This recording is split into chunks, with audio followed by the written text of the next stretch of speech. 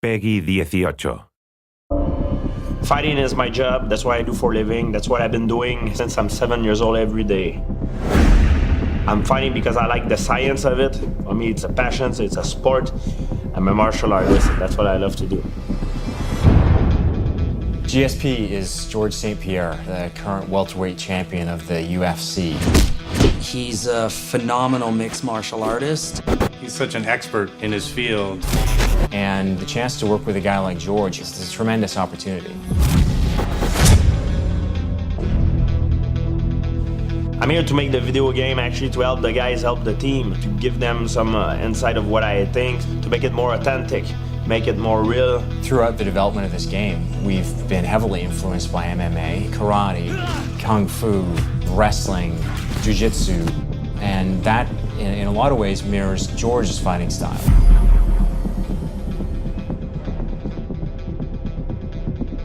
We took George through the story of the game, the characters, the world itself, and then got into the fighting. The fighting scene are so realistic, it's like the real thing, you know? I like the way the transition between the striking and the takedown is done. It's very fluid. Anything that glows red when you've got a character grappled is a piece of the environment that you can use. So you can use a chair, you can take your opponent and throw him in a, in a fish tank or in a grinder.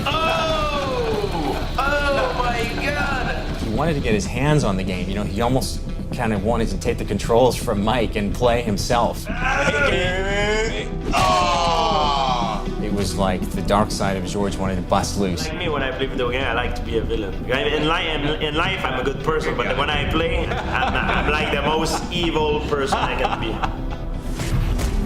And then we brought in Liberty Walker and Soda Yoyama, two guys who've been key to the development of our fighting and our locomotion. And the great thing about these guys meeting George is that Soda and Liberty are both fighters themselves. Whenever we are trying to implement some new moves, we get up, start throwing the punches, then see how it feels. So we would often work through what worked mechanically from our martial arts background, trying to keep with more believable moves. Soda and Liberty are very committed in what they do. They're very meticulous in their work. So Soda, you want to bring up on your end like the jump kick? When you sprint in towards the enemy and you push the striking button and there's a jump kick that comes out. It's a little bit problematic for us just visually. We weren't quite happy with it, but we couldn't quite articulate what was wrong with it. So you can see it in slow-mo. Okay, I see the progress. Go continuously as I can see. So at that point, you know, we broke into the mechanics of what was wrong with that move and how it wasn't looking correct. It doesn't feel like his hip. You know why? Because he's jumping with the same leg that he's gonna kick, which is wrong. Oh, you see? Jump with the left and you kick with the left.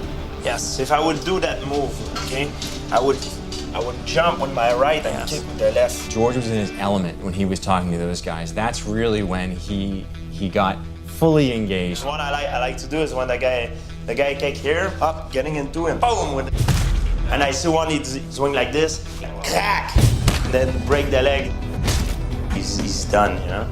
Tweak this, tune this, make this a little bit different, and we'll be even closer to having truly authentic fighting experience. We talked a little bit about the flying punch. It's one of my favorite moves in the fighting, but I've learned new version of it and new ways to apply it. You know, the one I use with my front end that everybody knows, and I like to combine it with the leg kick. I'm not watching it with the leg.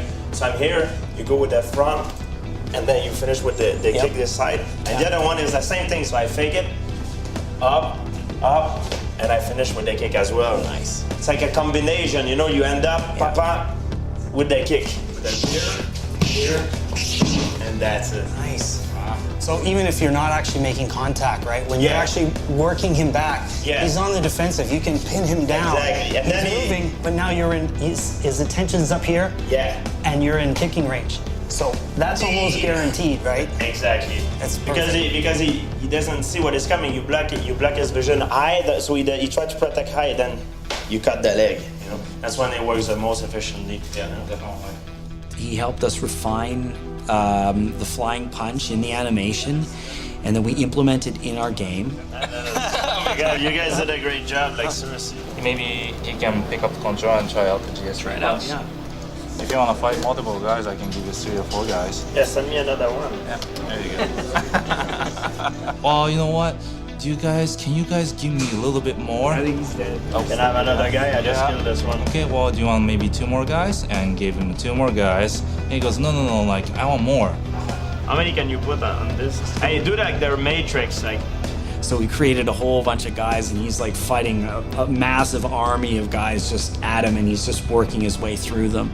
George absolutely helped us take the game to, I think, just another level. Having a guy who really embodies what MMA is today come in and actually help us tweak up our fighting, which is really the cornerstone of the gameplay experience. Doing more and more stuff like that is crucial for game development, and actually getting to meet the experts in the field and the people who really live that lifestyle and understand that lifestyle. And the fact that we actually have stuff in the game that's representative of him. Oh, my fighting choice. You got it, man. The main thing about it, the reason why we play game is to entertain ourselves, to have fun. And this game, I have to tell you, it's a lot of fun. That's a murderous rampage. Hey, everyone. In many ways, I think he's just as dangerous on the road as he is in the ring.